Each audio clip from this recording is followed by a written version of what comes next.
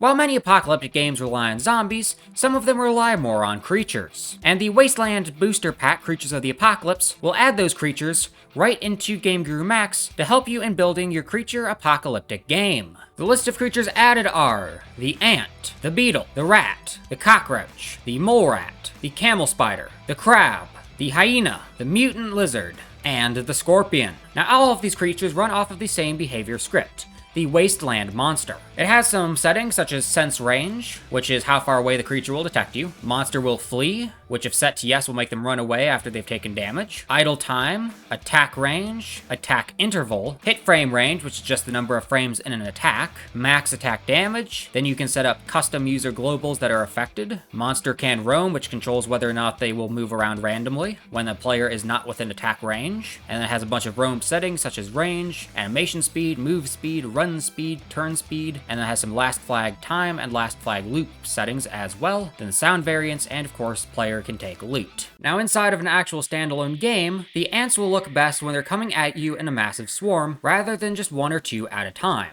They'll be able to take a couple of shots, but when you kill one of them, it will flip into the air and then land on its back. The beetles are very similar to the ants. However, they are quite a bit slower, and they attack using either a pincer forwards thrust or their legs. When you kill them, they will also flip onto their back and die. The rats are pretty quick, scampering forwards on all four legs. However, sometimes they will get turned around a little bit. When attacking you, they will bite you with their teeth, and upon death, they will fall down. The cockroaches have a very similar speed and animation set to the ant or beetle. They attack with the forwards thrust, and upon death they will flip over, landing on their back. The mole rat is the massive, ugly cousin to the normal rat. They have a very large hitbox, and when they attack the player, they will either attack with their teeth, or they will rear up on their back legs and swipe downwards. Upon death, they will fall down just like the rat does, and they have the exact same death animation. The camel spider is the last of the mutant insects, and it attacks just like the beetle and the ant, using its pincers, and upon death, it also flips over. The crabs, perfect for any water scenes in your apocalyptic games. They will come crawling towards you on all 6 legs, and they will attack you using their pincers with a forwards thrust. Their shells allow them to take high amounts of damage before going down. However, when they do die, they flop forwards and fall to the ground. Hyenas will come running forwards on all 4 paws. Upon shooting them, they will stumble backwards.